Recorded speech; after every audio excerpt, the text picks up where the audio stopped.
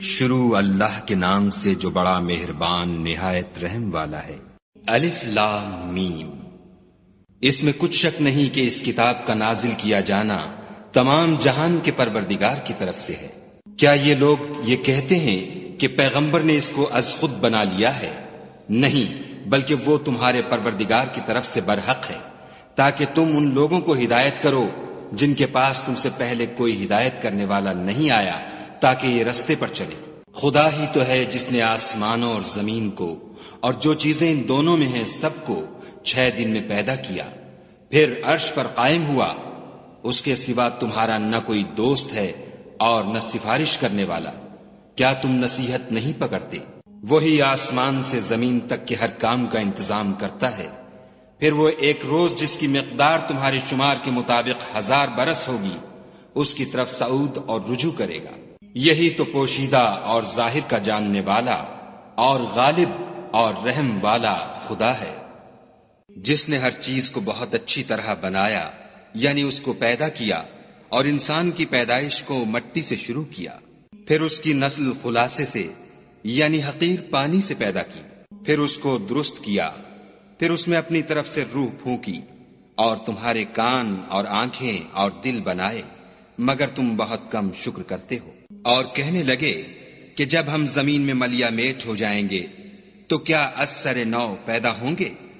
حقیقت یہ ہے کہ یہ لوگ اپنے پروردگار کے سامنے جانے ہی کے قائل نہیں۔ کہہ دو کہ موت کا فرشتہ جو تم پر مقرر کیا گیا ہے تمہاری روحیں قبض کر لیتا ہے، پھر تم اپنے پروردگار کی طرف لوٹائے جاؤ گے، اور تم تعجب کرو جب دیکھو کہ گناہ گار اپنے پروردگار کے سامنے سر جھکائے ہوں گے، اور کہیں گے کہ اے ہمارے پروردگار، ہم نے دیکھ لیا اور سن لیا، تو ہم کو دنیا میں واپس بھیج دے کہ نیک عمل کریں، بے شک ہم یقین کرنے والے ہیں۔ اور اگر ہم چاہتے تو ہر شخص کو ہدایت دے دیتے، لیکن میری طرف سے یہ بات قرار پا چکی ہے کہ میں دوزخ کو جنوں اور انسانوں سب سے بھر دوں گا۔ سو اب آگ کے مزے چکھو، اس لیے کہ تم نے اس دن کے آنے کو بھلا رکھا تھا۔ آج ہم بھی تمہیں بھلا دیں گے، اور جو کام تم کرتے تھے ان کی سزا میں ہمیشہ کے عذاب کے مزے چکھتے رہو۔ ہماری آیتوں پر تو وہی لوگ ایمان لاتے ہیں کہ جب ان کو ان سے نصیحت کی جاتی ہے تو سجدے میں گر پڑتے اور اپنے پروردگار کی تعریف کے ساتھ تسبیح کرتے ہیں اور غرور نہیں کرتے۔ ان کے پہلو بچھونوں سے الگ رہتے ہیں، اور وہ اپنے پروردگار کو خوف اور امید سے پکارتے، اور جو مال ہم نے ان کو دیا ہے اس میں سے خرچ کرتے ہیں۔ کوئی متنفس نہیں جانتا کہ ان کے لیے کیسی آنکھوں کی ٹھنڈک چھپا کر رکھی گئی ہے۔ یہ ان اعمال کا صلہ ہے جو وہ کرتے تھے۔ بھلا جو مومن ہو وہ اس شخص کی طرح ہو سکتا ہے جو نافرمان ہو؟ دونوں برابر نہیں ہو سکتے۔ جو لوگ ایمان لائے اور نیک عمل کرتے رہے ان کے رہنے کے لیے باغ ہیں، یہ مہمانی ان کاموں کی جزا ہے جو وہ کرتے تھے۔ اور جنہوں نے نافرمانی کی ان کے رہنے کے لیے دوزخ ہے، جب چاہیں گے کہ اس میں سے نکل جائیں تو اس میں لوٹا دیے جائیں گے، اور ان سے کہا جائے گا کہ جس دوزخ کے عذاب کو تم جھوٹ سمجھتے تھے اس کے مزے چکھو، اور ہم ان کو قیامت کے بڑے عذاب کے سوا عذاب دنیا کا بھی مزہ چکھائیں گے، شاید ہماری طرف لوٹائیں۔ اور اس شخص سے بڑھ کر ظالم کون جس کو اس کے پروردگار کی آیتوں سے نصیحت کی جائے تو وہ ان سے منہ پھیر لے۔ ہم گناہ گاروں سے ضرور بدلہ لینے والے ہیں۔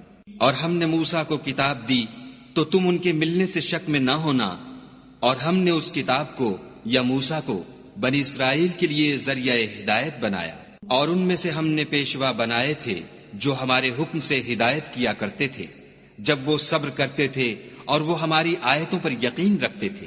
بلا شبہ تمہارا پروردگار ان میں جن باتوں میں وہ اختلاف کرتے تھے قیامت کے روز فیصلہ کر دے گا۔ کیا ان کو اس امر سے ہدایت نہ ہوئی کہ ہم نے ان سے پہلے بہت سی امتوں کو جن کے مقامات سکونت میں یہ چلتے پھرتے ہیں ہلاک کر دیا؟ بے شک اس میں نشانیاں ہیں، تو یہ سنتے کیوں نہیں؟ کیا انہوں نے نہیں دیکھا کہ ہم بنجر زمین کی طرف پانی رواں کرتے ہیں، پھر اس سے کھیتی پیدا کرتے ہیں جس میں سے ان کے چوپائے بھی کھاتے ہیں اور وہ بھی کھاتے ہیں، تو یہ دیکھتے کیوں نہیں؟ اور کہتے ہیں اگر تم سچے ہو تو یہ فیصلہ کب ہوگا؟ کہہ دو کہ فیصلے کے دن کافروں کو ان کا ایمان لانا کچھ بھی فائدہ نہ دے گا اور نہ ان کو مہلت دی جائے گی، تو ان سے منہ پھیر لو اور انتظار کرو، یہ بھی انتظار کر رہے ہیں۔